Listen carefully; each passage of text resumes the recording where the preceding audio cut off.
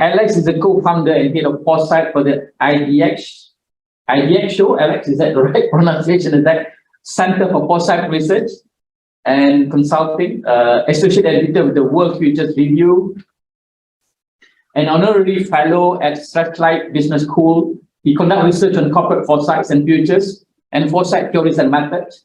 His research has been published in the journals Academic Management Perspective, our Business Review, European Business Review, Futures and Foresight, Science, Foresight, and World Futures Review, and I believe many others. Alex regularly gives futures and foresight workshops globally and has advised and trained dozens of public and private organizations of their foresight capabilities. With that kind of vast and very wide experiences, we believe that will be interesting story from him and insight from him and foresight as well to share with us.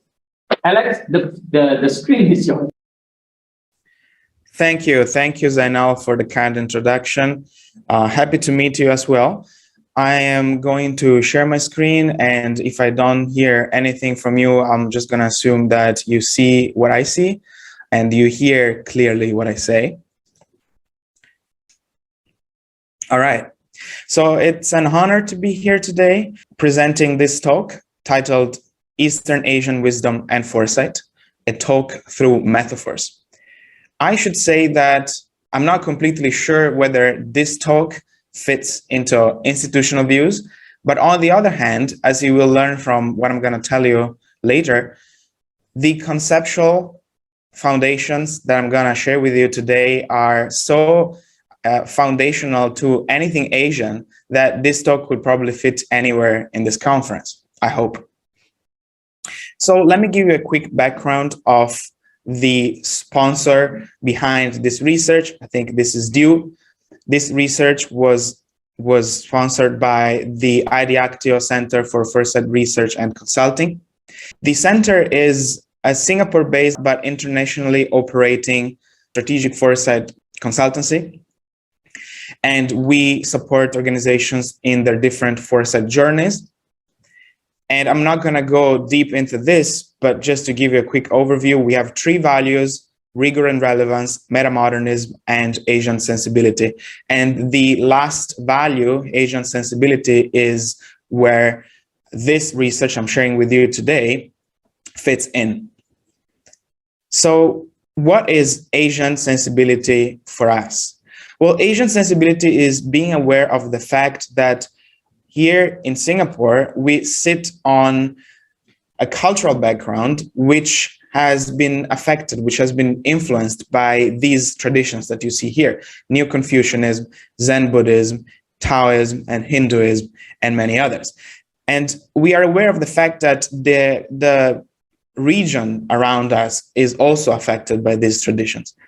And we want to inject foresight and enrich foresight with cultural tropes from these traditions, being conscious of the cultural background where we sit.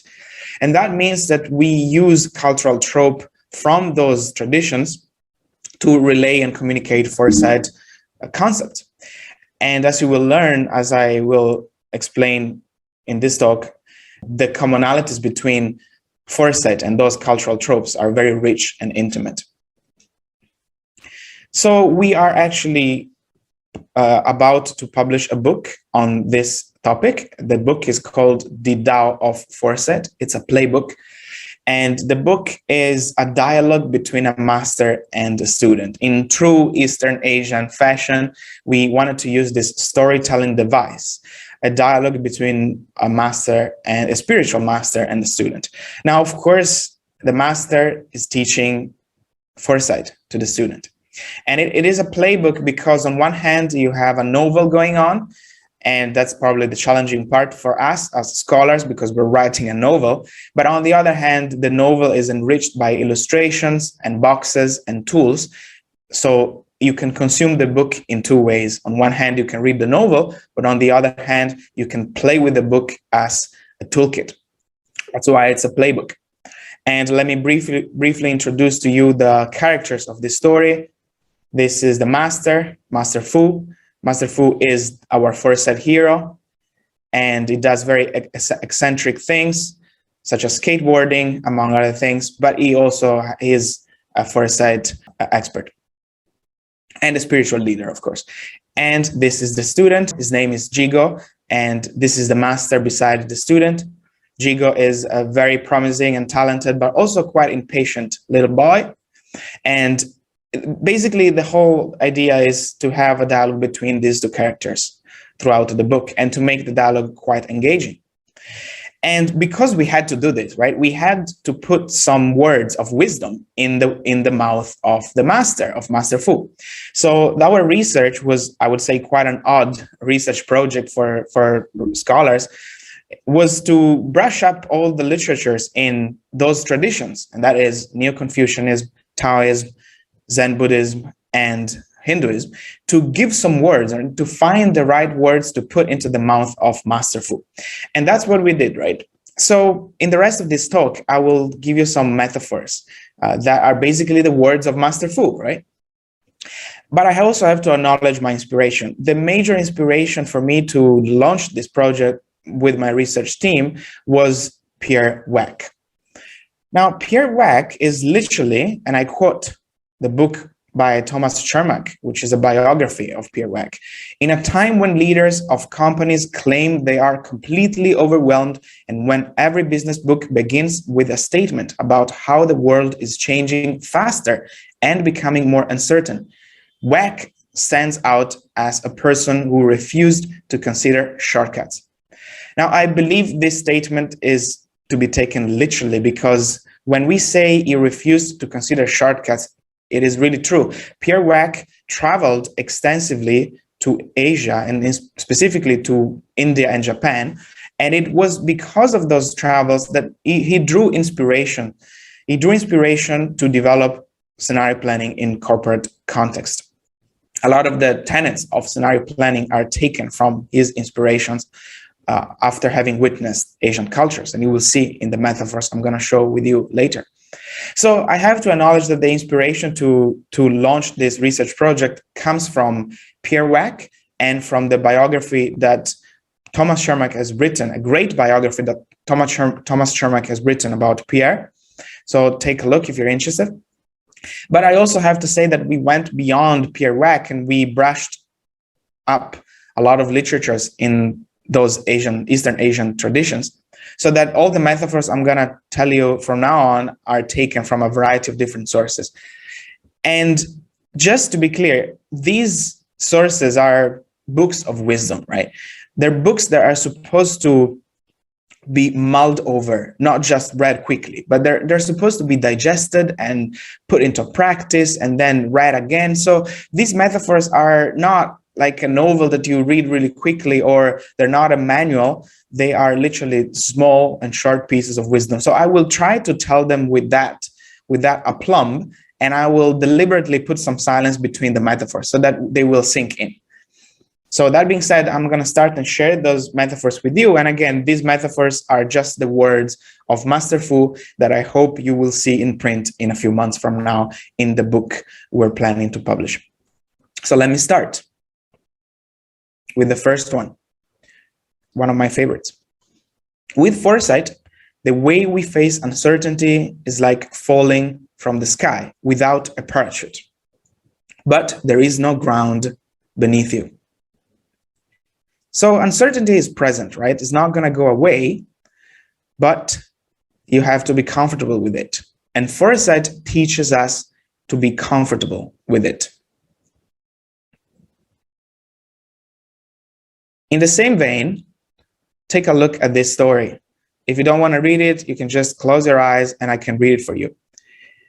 It was about 1800s, and a young Chinese monk called Hogan was on a pilgrimage in search for awakening. On the way, he's held up for 3 days in a Buddhist monastery due to a snowstorm. On the third day, the snow has now cleared, and the master of the temple asks Hogan what he is doing. And Hogan answers, "I'm on a pilgrimage." Then the master asks, "What is pilgrimage?" And Hogan is taken aback as he realizes he doesn't know. And he says, "I don't know." And the master then replies, Now knowing is most intimate.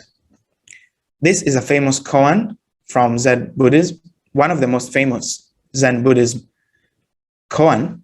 And if you think about it in a Foresight perspective, Foresight teaches us that we have to be comfortable with not knowing. We have to be comfortable with uncertainty, much in the same vein with this koan. Okay, in the same vein, take a look at this. Exploring a scenario is like entering a dark room thinking that a snake is inside, only to find out that the snake is in fact a rope. When you enter the room again, you are not afraid anymore. Think about it. When we explore a scenario, we do it in the safe environment of a simulation so that when something similar to the scenario we have explored happens in reality, we're not afraid anymore. We're not surprised anymore. So the future is not scary, is not threatening anymore, right? The snake becomes a rope. Okay. So this is a longer story. I'm going to read it to you. And again, if you feel, you can just close your eyes and I'm going to read the story to you. A very old Taoist story describes a farmer in a poor country village. He was considered very well-to-do because he owned a horse which he used for plowing and for transportation. One day, his horse ran away. All his neighbors exclaimed how terrible this was, but the farmer simply said, maybe. A few days later, the horse returned and brought 2 wild horses with it. The neighbors all rejoiced at his good fortune, but the farmer just said, maybe. The next day, the farmer's son tried to ride on the wild horses. The horse threw him and broke his leg. The neighbors all offered their sympathy for this misfortune, but the farmer again said, maybe. And the next week, conscription officers came to the village to take young men for the army. They rejected the farmer's son because of his broken leg. When the neighbors told him how lucky he was, the farmer simply replied again, maybe. So the moral of this story is any event depends on the frame in which we perceive it. This is a parable about the complexity that we see in our scenarios when we practice foresight. Think about it. Any positive event might eventually lead to a negative scenario, and any negative event might eventually lead into a positive scenario. That's the importance of complexity and unpredictability in the future. As Jim Dater often says, even the collapse scenario, right, even the worst case scenario can actually transform into a new beginning. So the frame is important.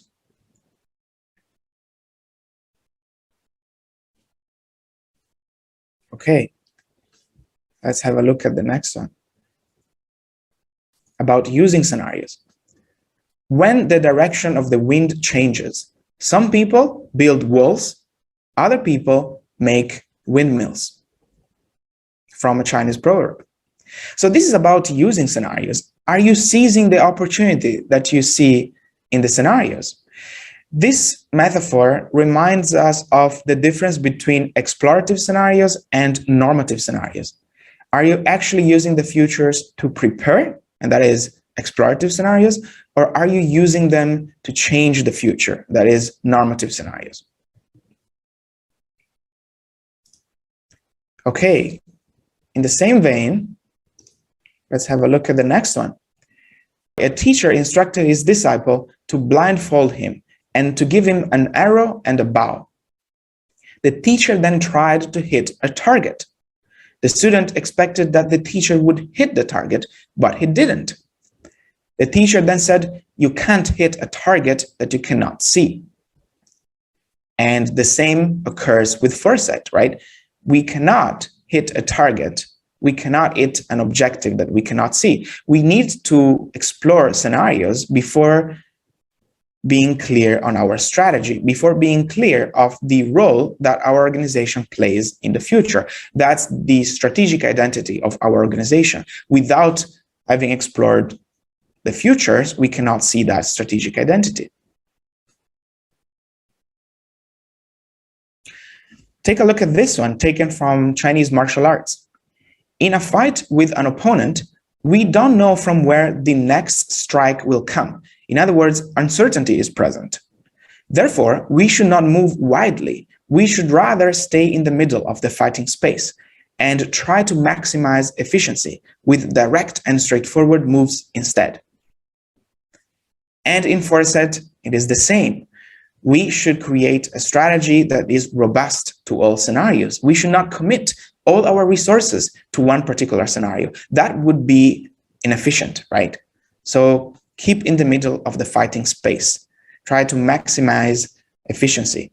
Try to create a strategy that does not commit to any particular scenario. That would be exposing yourself.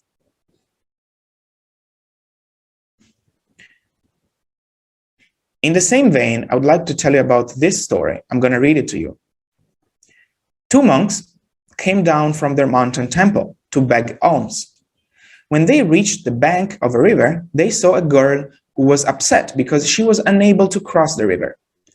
The old monk said to the girl, "I'll carry you over on my back." And he gave the girl a piggyback across the river. The young monk was too shocked to do anything more than gaping in astonishment. He didn't dare to ask any questions. They walked on for 20 leagues, and at last he could bear it no longer. So he asked the old monk, "Master, we're monks. We're supposed to be celibate. How could you carry a girl across the river on your back?" The old monk said coolly, "You saw how I got her across the river and then put her down. How come you have carried this thought with you for 20 leagues and yet you still haven't put it down?" So think about this metaphor in the practice of foresight. Sometimes we carry the thought of a scenario for many days, many weeks, many months, and we never put it down. And it affects our way to look at the future. But we have to put it down. We have to look at a variety of possible futures. We have to be less attached to one particular scenario. We have to stop committing to our preconceived notions about the future, about how the future might unfold. Okay, let me go to the next one. I love this one. Sometimes executives will tell you, "I cannot practice foresight because I have no time." And to them, you should reply, saying that you cannot do foresight because you have no time is like saying that you have no time backing up your computer because you're too busy working on it, right? So if you don't want your computer to crash and to lose all your data, and that is a metaphor that stands for if you don't want your organization to crash because you didn't think about the futures around it, you have to back up your computer, which means you have to start practicing foresight, right? So foresight is a bit like an insurance. It will cover you for a lot of things, but it will not cover you from everything. It's like an insurance. An insurance won't cover you from everything, but still it will prepare you for the worst. So if you don't want your organization to crash, back up your computer, practice some foresight. All right, have a look at this one about practicing foresight. Practicing foresight is like a banquet. As something being passed around comes to you, reach out your hand and take a moderate helping. Does it pass you by? Don't stop it. It hasn't yet come. Don't burn in desire for it, but wait until it arrives in front of you. So when we practice foresight, we are eager to get the results out of it, right? We want to have our strategy cleared up and ready, but we have to be patient. Foresight is a long-term practice. We're not going to be proficient in one day, and we have to be patient until we arrive at some insights, like a banquet.